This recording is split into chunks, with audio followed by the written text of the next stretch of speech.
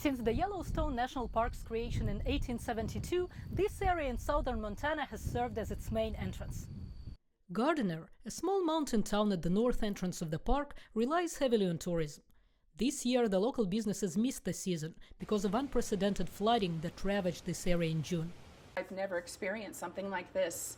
The rain was falling. It felt like forever. It just kept coming and coming and coming, which then was melting our snow melt. So together, it just made this huge flume of water overnight. Piping is all that is left of a house that was swept down the Yellowstone River. The flood also destroyed major infrastructure in the national park. The collapse of a road closed the north and northeast gates for the rest of the summer.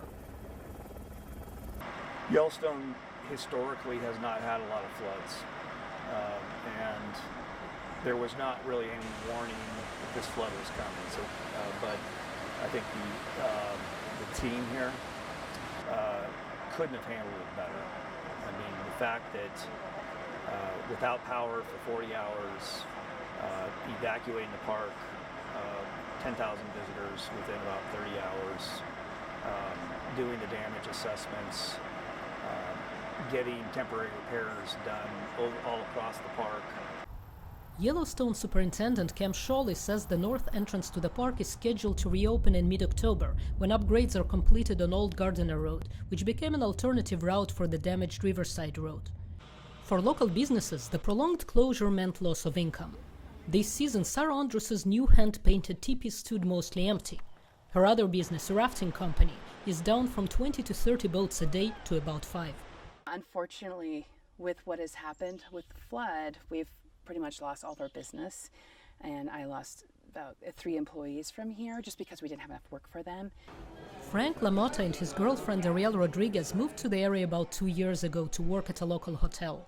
The flood, along with the COVID-19 pandemic, added to their challenges, but they have no plans to leave the area.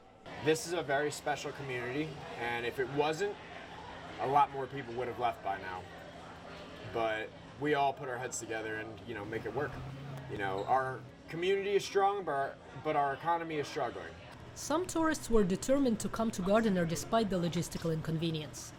Mary Haig and Jim Zweigaft married in Yellowstone 32 years ago. We were devastated. We saw the videos and knew that the park would be impacted so highly with all the millions of people that come here in the summer, including our own plans part. But if we can get in by our bicycles and support the town of Gardiner by being here and having, dinner or something, we think that's a good thing to do.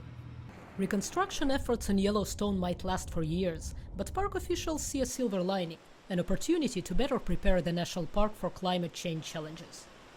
Natasha Mozgovaya, VOA News, Gardiner, Montana.